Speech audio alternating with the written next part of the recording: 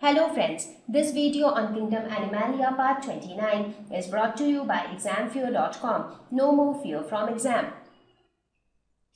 Let us now look at the last category, that is mammals. So what all comes under this category of mammals? Everything that is very known to us, like human beings, animals like cat, rat, monkeys, whales, everything comes under mammals. So basically mammals are those organisms which can give birth to their young ones. Scales are absent here on the skin. There are no scales. Instead, hairs, sweat glands and oil glands are present on skin. So these are some of the, now whatever traits I'll talk about, you will be able to match it with yourself, because all these things are present on our body as well, because even we fall under the category of mammals. Respiration happens through lungs. They are warm blooded, that is, we can actually control the temperature or regulate the temperature inside our body. Four-chambered heart. Reproduction, mostly give birth to young ones. However, there are a few exceptions to it which lay eggs. But other than that, all others give birth to their young ones. Mammary gland is present for milk production to feed the young ones. So the presence of this mammary gland is something which is very unique to this class Mammalia. And that is from where they get this name mammals. That is why it is mammary gland and they are mammals. So even in human beings, you would have seen that when a female gives birth to a young ones, after that they get milk produced in their breasts, and that breast milk is being fed to the young ones. So this is due to the presence of mammary glands inside the body which help in production of milk. Examples of mammals would include lion, tiger, rabbit, rat, cat, whales, dog, human beings. So they all fall under the category of mammals.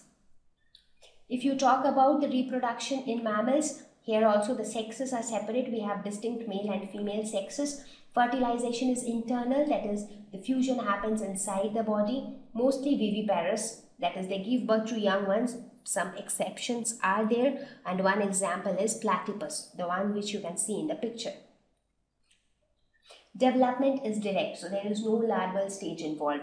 The zygote is formed inside the body, and when the baby is born, it is just a human being which gradually keeps growing. So there is no larval stage or no intermediate stage involved.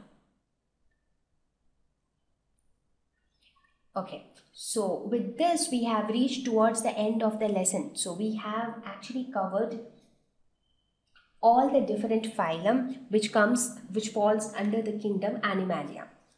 So now we will have a quick review of whatever we have studied so far.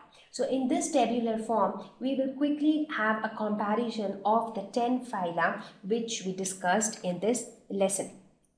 So we will start with this level of organization. So how the level of organization changes in different phyla. So if we talk about Porifera, it has a cellular level of organization. In Coelenterata, they have tissue level of organization. Platyhelminths, that is the flatworms, they have organ level of organization. Nematodes, they have organ system level of organization. And thereafter, all the phyla have organ system level of organization. Talking about symmetry, for Porifera, it has asymmetry. That is, there is no symmetry present at all, except for a few exceptions. In coelenterates, they have radial symmetry. Platyhelminths, they have bilateral symmetry. Nematodes, again, they have bilateral. Annelids also bilateral. Arthropods bilateral. Mollusks bilateral. Again, in echinoderms, we see that they have bilateral symmetry in their larval stage, but the adults have radial symmetry. Hemichordata, again, they have bilateral symmetry. Chordata is again bilateral. Next comes the coelom. Porifera are acoelomates, that is, coelom is absent. In coelenterate also the coelom is absent. In platyhelminths, the coelom is absent again. Nematodes are pseudocoelomates, that is, a false coelom is present. In annelids, coelom is present, and thereafter everywhere coelom is present. Next is segmentation. The segmentation is absent almost everywhere. So it is absent in Porifera, Coelenterate, Platyhelminths, nematodes. So annelids were the one where segmentation was seen for the first time. So it is present in annelids. It is also seen in arthropods, but then again it is absent in all others. Then again we have digestive system. In Porifera, the digestive system is absent because there are no organs, no organ systems. In Coelentrates, digestive system is present but it is incomplete. Platyhelminths, again it is incomplete.